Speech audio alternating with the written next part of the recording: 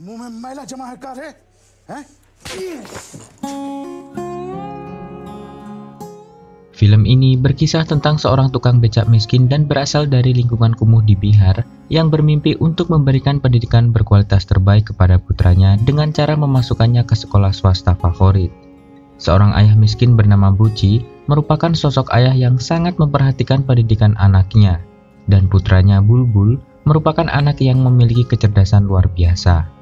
Buci dan istrinya bekerja siang dan malam demi untuk biaya sekolah putranya. Pria miskin tak bisa membaca itu merasa yakin bahwa sekolah negeri telah menyia-nyiakan kecerdasan yang dimiliki Bulbul karena kualitasnya yang biasa-biasa saja. Memindahkan Bulbul ke sekolah swasta paling ternama di Bihar adalah keinginan terbesar Buci.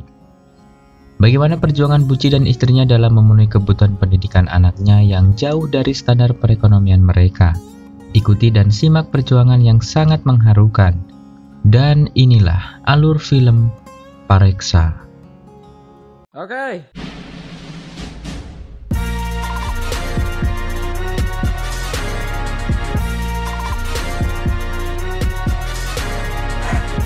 Movie.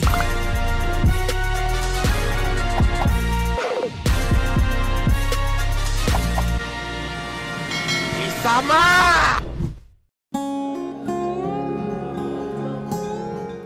Di awal film kita akan ditunjukkan suasana kota Bihar yang merupakan daerah di salah satu negara bagian di India. Di pagi hari terlihat bagaimana rutinitas Buci saat bekerja, yaitu saat ia mengantar dan menjemput murid-murid sekolah dengan becaknya. Setiap pagi ia menjemput anak-anak yang hendak berangkat sekolah, yang dimana salah satu sekolah yang menjadi tujuannya pagi itu adalah sekolah swasta terbaik yang bernama Sapir International School. Di tengah perjalanan Buci begitu bersemangat dan terus bercengkrama dengan anak-anak sekolah tersebut. Pekerjaan itu telah ia lakukan selama bertahun-tahun hingga mereka menamai becaknya sebagai Buci Express. Good morning, this is your madam. Di pagi yang cerah depan sekolah Sapir, anak-anak ramai memasuki gerbang dan menyalami staf sekolah bernama Souza. Staf tersebut menanyakan kabar anak sematawayang Buci yang bernama Bulbul. Buci mengatakan kepada staf tersebut bahwa Bulbul merupakan anak yang semangat dalam bersekolah, dan ia sangat rajin membaca buku, meskipun ia hanya bersekolah di sekolah negeri. Bagi Buci, sekolah negeri tidak memberikan kesempatan yang luas untuk sukses karena memiliki guru-guru yang biasa-biasa saja. Buci sangat ingin anaknya memasuki sekolah Sapir, yang merupakan sekolah swasta favorit di daerah tersebut. Lalu, kita akan diperlihatkan kondisi sekolah negeri tempat Bulbul. Salah seorang guru memberikan pengumuman bahwa sekolah hari itu ditiadakan karena guru akan mengadakan rapat. Bulbul tengah fokus membaca buku dan tidak terlalu memperhatikan pengumuman tersebut. Sampai di mana ia melihat Pak Usman yang tengah menuntun sepeda dari jendela kelasnya. Para siswa termasuk Bulbul membantu Pak Usman mendorong sepedanya. Pak Usman merupakan penjual buku bekas yang berasal dari daerah yang sama dengan Bulbul. Pak Usman memberikan hadiah coklat kepada anak-anak yang membantunya, termasuk juga Bulbul. Akan tetapi, Bulbul menolak dan lebih fokus pada sebuah buku. Akhirnya Pak Usman meminjamkan buku tersebut dengan syarat harus menjaga dan merawatnya. Karena Bulbul anak yang sangat senang membaca, ia pun begitu bahagia dengan kebaikan Pak Usman tersebut. Kemudian scene berpindah di mana Radhika, sang ibu, sedang bekerja di sebuah pabrik perkakas dan tengah mengalap begitu banyak panci. Ketika jam kerja telah selesai, Radhika hendak pergi meskipun dilarang oleh supervisornya, karena saat itu para buruh diminta untuk kerja ekstra. Akan tetapi Radhika tetap bersikeras untuk pulang, bahkan ia rela pembayarannya tertunda demi menyiapkan makan siang untuk anaknya. Bulbul telah menunggu di depan pabrik. Ia menjelaskan kepada ibunya bahwa sekolah hari ini diliburkan dan ia bisa pulang lebih cepat untuk membantu ibunya. Di sebuah pasar tradisional, Buci terlihat memarkirkan becaknya di pangkalan, di mana pangkalan tersebut dikelola oleh seorang pria bernama Pandeji. Saat itu Pandeji menagih uang setoran kepada Buci, akan tetapi Buci belum sanggup membayar karena uangnya belum mencukupi. Keesokan harinya ketika Buci berangkat bekerja tanpa berpamitan dan melewatkan bekal yang telah disiapkan oleh istrinya, tiba-tiba Radhika mengeluh sakit. Bulbul yang melihatnya pun meminta ibunya untuk beristirahat saja di rumah. Namun sang ibu bersikeras akan berangkat bekerja karena jika tidak supervisornya akan menunda pembayarannya. Melihat situasi ini, Bulbul berinisiatif untuk menggantikannya bekerja dan tidak berangkat bersekolah. Melihat Bulbul bekerja dengan baik, bahkan ia mampu menyelesaikan masalah administrasi yang seharusnya dikerjakan oleh supervisornya, ia lalu ditawari sebuah pekerjaan oleh bos pabrik tersebut. Akan tetapi, ia menolak. Buci yang mengetahui bahwa anaknya tidak berangkat sekolah pun seketika memarahi Bulbul dan istrinya. Buci sangat ingin anaknya fokus dalam belajar dan tidak membagi waktunya dengan bekerja. Radhika yang mencoba menjelaskan situasinya bahwa ia sakit dan tidak bisa bekerja, dengan emosi Buci tetap menyalahkan mereka berdua. Menurutnya, hanya pendidikanlah yang mampu mengentaskan neraka kemiskinan keluarganya.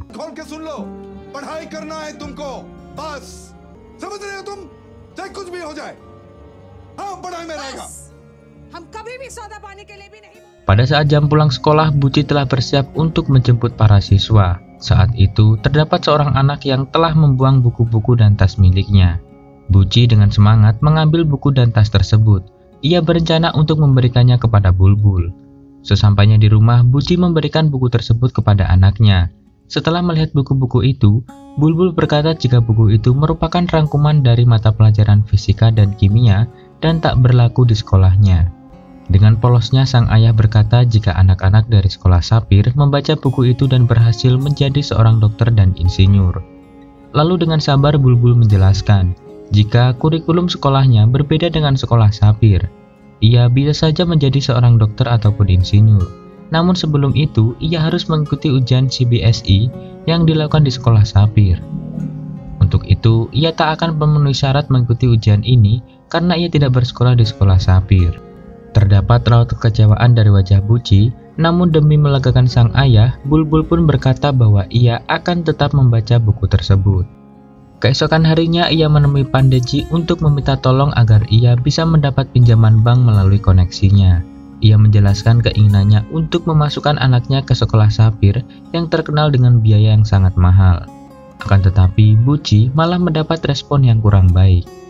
Suatu malam selesai mengantar seseorang, ia mendapati ada dompet yang tertinggal di kursi becaknya. Ia dan istrinya terkejut dengan jumlah uang yang ada di dalam. Berniat untuk mengembalikan dompet tersebut, namun pada akhirnya ia menggunakan uang itu untuk mendaftarkan Bulbul ke sekolah Sapir. Keesokan harinya, ketika Buci mengantar anak-anak ke sekolah Sapir, ia menanyakan bagaimana cara mendaftar ke sekolah Sapir kepada staf sekolah tersebut. Staf itu menjelaskan bahwa akan ada tes masuk. Buci lalu berkata ingin memasukkan anaknya ke sekolah Sapir. Staf itu pun terkejut, mengingat pekerjaan Buci yang hanya seorang tukang becak. Lalu staf tersebut mengatakan akan berbicara pada dewan sekolah dan memintanya agar kembali datang pada siang hari untuk mengetahui apakah anaknya bisa bersekolah di Sapir atau tidak.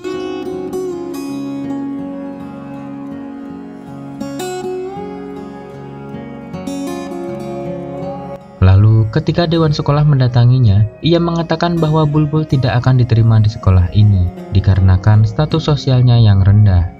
Buci terus memohon dan menjelaskan bahwa anaknya adalah anak yang cerdas, dan ia juga telah bersiap dengan biaya-biaya yang akan dibayarkan. Namun, dewan sekolah yang bernama Panitera tersebut tetap tegas menolaknya. Tak mau menyerah begitu saja, ia lalu menanyakan jam kepulangan kepala sekolah kepada security, dan ia mendapati kepala sekolah pulang jam 5 sore. Buci lalu bergegas mencari seragam sekolah Sapir dan ia segera menjemput Bulbul yang sedang belajar di sekolah negeri. Dengan diiringi langit mendung serta hujan yang deras, Buci dan Bulbul segera menuju sekolah Sapir demi bertemu kepala sekolah. Good evening, madam. My name is Bulbul Kumar. Di sana Buci langsung memperkenalkan diri dan mengatakan jika Bulbul adalah anak yang cerdas. Ia lalu memohon kepada kepala sekolah agar diberi kesempatan satu kali saja agar Bulbul bisa mengikuti ujian tes masuk sekolah Sapir. Ia juga telah bersiap dengan segala biaya yang akan dibayarkan meskipun ia hanya seorang tukang becak. Melihat perjuangan ayah dan anak begitu luar biasa, kepala sekolah pun akhirnya mengizinkannya dan memintanya untuk datang kembali keesokan harinya. Hingga kemudian tibalah saat wawancara Bulbul. Newton. Liberty, equality, fraternity. Segala macam pertanyaan dilakukan untuk menguji Bulbul, dimulai dari fisika, kimia, matematika, sejarah, hingga pengetahuan umum, Bulbul dapat menjawab semua pertanyaan tersebut dengan mudah. Setelah itu, giliran orang tua Bulbul diwawancarai. Setelah mendengar jawaban mereka, dewan sekolah tetap tak setuju karena latar belakang mereka hanya orang miskin.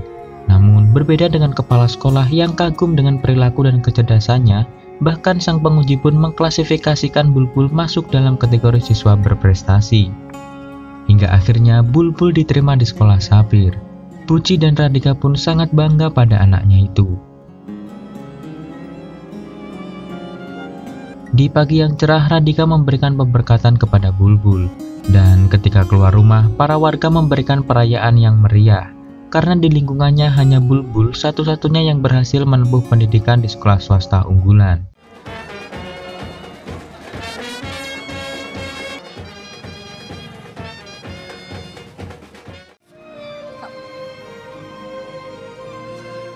Di hari pertama ia sekolah, ia mendapat perlakuan yang kurang baik dari gurunya karena bahasa Inggrisnya yang lemah. Bahkan, gurunya sampai terheran pada manajemen sekolah yang memasukkan Bulbul di pertengahan semester di mana sebentar lagi akan ada ujian CBSI dan Bulbul belum membaca buku bahasa Inggris yang digunakan untuk ujian nanti. Ia lalu mengadu kepada ibunya, akan tetapi ibunya mengajak ia berdamai dengan kondisi tersebut. Bahwa mereka pasti tidak akan pernah menerima dengan tangan terbuka karena status sosialnya. Ibunya terus menguatkan dan mengatakan untuk terus berjuang dan bekerja keras. Hari terus berlalu, Buci dan Radhika terus bekerja keras, dan Bulbul menjalani pendidikannya dengan penuh semangat. Orang tua Bulbul menambah jam kerjanya hingga larut malam, hingga Buci sering pulang jam 3 dini hari. Hingga tiba saat di mana mereka harus membayar biaya sekolah Bulbul, dan uang yang mereka kumpulkan pun belum juga mencukupi. Akan tetapi, pikiran itu semua seketika hilang ketika mereka memandangi Bulbul tengah mengajari anak-anak yang tidak bersekolah di lingkungannya. Mereka memandang dengan senyuman bangga. Pada suatu pagi saat Buci menjemput anak-anak sekolah seperti biasanya, tampak Bulbul juga ikut menumpang di becak Buci. Saat itu, terdapat orang tua murid yang mempermasalahkan adanya Bulbul di kursi becak tersebut. Terjadi perdebatan hingga akhirnya Bulbul mengalah dan melanjutkan perjalanan dengan berjalan kaki. Saat Buci tengah beristirahat di pangkalan, ia termenung dan masih memikirkan kejadian di pagi hari. Ia menemui seorang pencuri bernama Natwa yang menjual barang curiannya kepada Pandeji dan meminta untuk dicarikan sepeda untuk Bulbul. Di pagi hari berikutnya, Bulbul terlihat sangat riang dan bersemangat untuk berangkat ke sekolah. Di sekolah, Bulbul tampak berhasil menyelesaikan soal yang diberikan oleh guru, bahkan menggunakan metode yang ia ketahui sendiri. Hal tersebut membuat guru dan teman-temannya kagum terhadap Bulbul, hingga teman-teman Bulbul mulai tampak dekat dengannya dan menawari untuk mengajarinya fisika dan kimia. Sebagai gantinya, ia akan diajari bahasa Inggris. Karena mereka tahu bahwa Bulbul memiliki kelemahan dalam bidang bahasa Inggris. Scene berpindah ketika Buci hendak melakukan pembayaran. Ia disodorkan sebuah formulir kursus intensif bagi seluruh siswa. Hal tersebut tidak wajib, akan tetapi seluruh siswa pasti akan mengikutinya. Buci yang menganggap hal tersebut penting bagi Bulbul, memikirkan bagaimana ia bisa membayar biaya Rp40.000 tersebut. Saat itu, ia sedang membawa 2 orang penumpang dan ingin pergi ke kuil untuk melakukan ibadah. Ia mendengar percakapan di antara penumpang tersebut dan ia mendapati bahwa penumpang tersebut merupakan orang kaya. Penumpang itu menitipkan barangnya di becak dan meminta Buci untuk menunggu mereka. Ketika penumpang tersebut kembali, mereka mendapati Buci sudah pergi dan membawa barang-barang tersebut. Buci yang berambisi agar Bulbul bisa mengikuti kursus tersebut membuat ia menghalalkan segala cara agar ia dapat memenuhi seluruh biayanya. Ia membawa hasil curiannya kepada Pandeji dengan tangan gemetar. Akhirnya ia diberikan sejumlah uang oleh Pandeji karena barang yang dibawa oleh Buci merupakan barang-barang yang mewah. Tidak hanya sekali, Buci melakukan beberapa kali pencurian karena desakan biaya pendidikan yang begitu besar. Keesokan harinya, Buci menyuruh Bulbul untuk segera berangkat mengikuti kursus tersebut. Bulbul meyakinkan ayahnya bahwa ia bisa mempelajarinya sendiri. Akan tetapi Buci memaksa dan mengatakan bahwa hasil ujian tersebut akan menentukan nasib Bulbul selanjutnya. Pada saat Buci akan membayarkan uang administrasi, ia dirayu oleh staf administrasi agar membeli sebuah kunci jawaban untuk mata pelajaran bahasa Inggris. Saat Bulbul tengah mengerjakan soal ujian, ia tiba-tiba diberikan secari kertas oleh seorang pelayan. Akan tetapi Bulbul menolak. Saat Bulbul telah berada di rumah, Buci mencarinya dan menanyakan perihal ujiannya. Bulbul begitu kecewa mengetahui tindakan kecurangan tersebut merupakan ulah ayahnya. करके सेटिंग किए थे हम। हमसे चोरी करवाने के लिए किसने बोला था आपसे? Karena kecewa dengan ayahnya, Bulbul pulang ke rumah dan terjadi perdebatan di antara mereka dan disaksikan oleh Pak Usman. Bulbul mengatakan bahwa ia mampu melakukannya sendiri dan apa jadinya jika ia ketahuan melakukan kecurangan. Bulbul menangis dalam pelukan ibunya karena kecewa dengan tindakan ayahnya. Buci menyesal dan pulang larut malam dalam keadaan mabuk. Pada suatu malam ketika ia hendak pulang, tiba-tiba dihentikan oleh satu keluarga yang memintanya agar diantarkan ke stasiun. Ia memperhatikan bahwa rumah tersebut pasti akan kosong karena ditinggal bepergian oleh satu keluarga. Setelah mengantar ke stasiun, ia kembali ke pangkalan dan termenung. Apakah ia akan memasuki rumah tersebut atau tidak? Akhirnya, ia meninggalkan handphone dan becaknya di pangkalan dan menuju rumah kosong tersebut.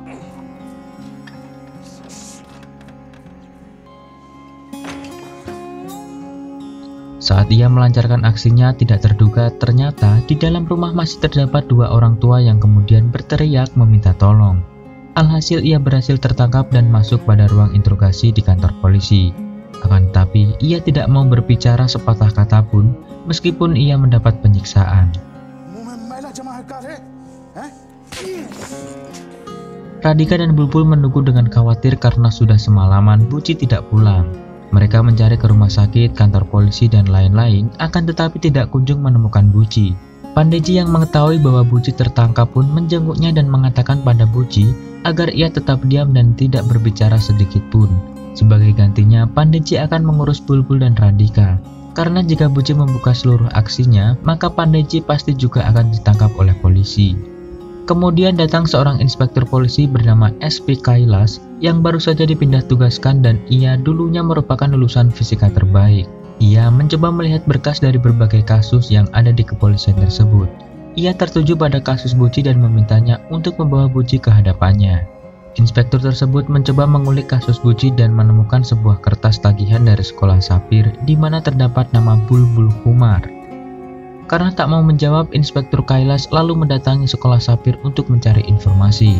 Kemudian ia mendapati bahwa Bulbul adalah salah satu siswa mereka yang cerdas dan ayahnya Buci adalah warga di daerah kumuh dan merupakan seorang penarik becak.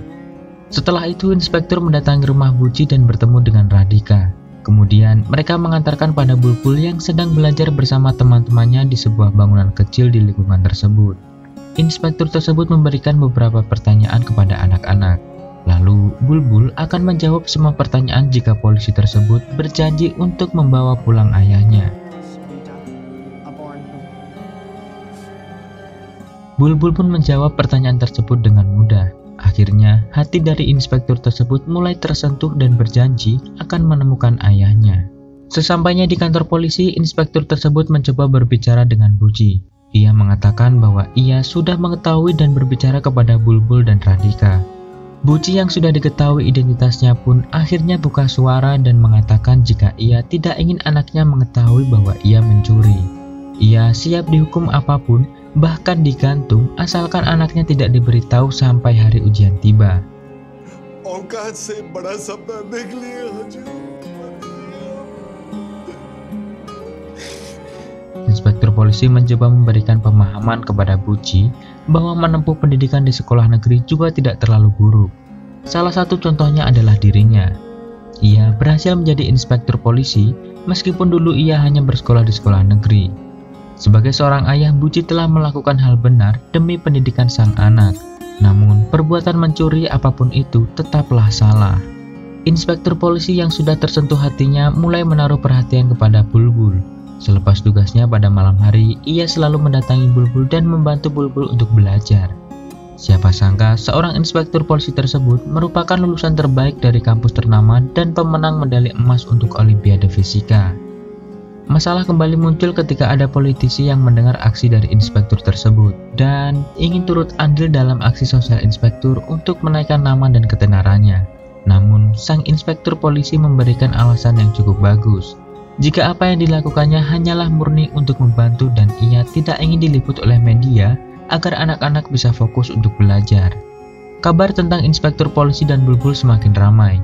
hingga berbagai pihak mendengar dan beramai-ramai mendatangi inspektur. Mereka meminta untuk mengajari anak-anak mereka juga, tentu dengan fasilitas dan sarana yang lebih memadai.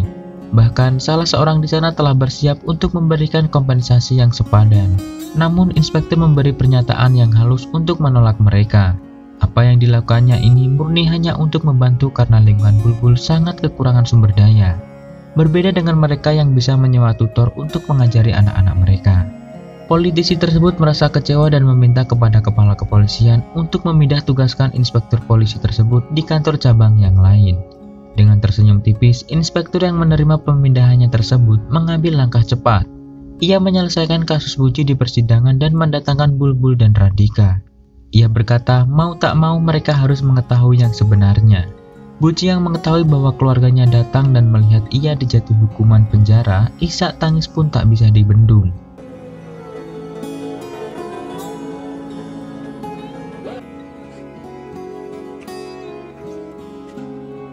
Ketika pulang ke rumah, orang-orang memandang Bulbul dengan tatapan aneh. Melihat itu, Pak Usman dengan tanggap segera mengajak Bulbul untuk belajar dan menghiraukan orang-orang, karena sebentar lagi ia akan menghadapi ujian. Namun, tak dapat tertahan lagi, Bulbul pun menangis dalam dekapan Pak Usman.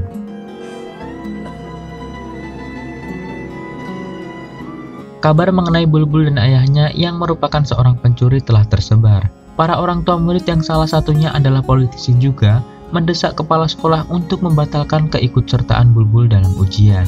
Di tempat lain, Radhika dan Bulbul menjenguk Buci di penjara. Buci meminta maaf dan mengatakan bahwa ia telah melakukan kesalahan dengan menghalalkan segala cara. Kesedihan semakin menjadi ketika Radhika mengatakan bahwa Bulbul ditolak dalam ujian, baik dari sekolah Sapir maupun sekolah negeri. Semakin hancur hati Buci mendengar hal tersebut. Kemudian Bulbul berkata, "Ayah telah mencuri dan saat ini sedang dihukum. Namun itu semua dilakukan demi dirinya. Sejak kecil ayah selalu memikirkanku, mengumpulkan buku meskipun ia tak bisa membaca. Saat ini semua yang kumiliki hanyalah ayah dan ibu. Tak peduli apa kata dunia karena tak ada yang lebih besar daripada ayah." Sebelum waktu ujian dimulai, para dewan sekolah melakukan rapat untuk memutuskan nasib Bulbul selanjutnya. Dengan kompak, seluruh dewan menolak keikutsertaan Bulbul dalam ujian tersebut. Akan tetapi, kepala sekolah memiliki nurani yang lembut hingga ia meminta Bulbul untuk berbicara di depan para dewan. Dengan tangan memohon, Bulbul melayangkan pertanyaan, "Jika orang tuaku bersalah dan sudah menjalani hukumannya, maka untuk apa aku dihukum?" Salah satu dewan menjawab, "Kamu belajar dari uang hasil curian." Namun, Bulbul membantah jika ia selalu mengikuti ujian dengan jujur dan bisa dibuktikan dengan salah satu gurunya.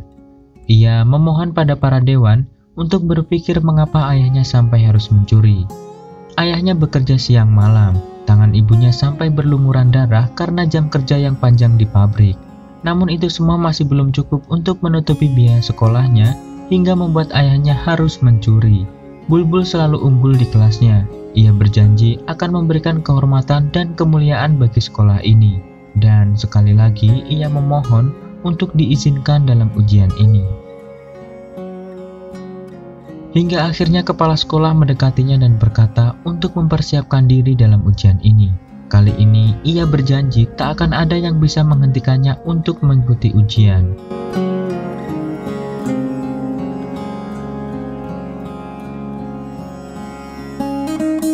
Dan akhirnya Bulbul berhasil lolos dalam ujian tersebut, dan ia mengucapkan terima kasih kepada gurunya.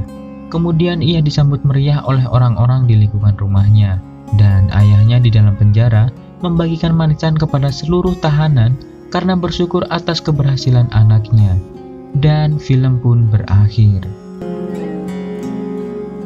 Baiklah para bujangan dimanapun Anda berada, demikianlah alur film Pareksa. Bagaimana pendapat kalian setelah menonton film ini? Silahkan komen di bawah. Mohon maaf apabila masih banyak kekurangan dalam penyampaian alur ceritanya. Support terus channel ini dengan menekan tombol like, komen, dan subscribe. Seperti biasa, saya Papri selaku Ketua Perserikatan Bujangan seluruh Indonesia mohon undur diri, dan salam bujangan.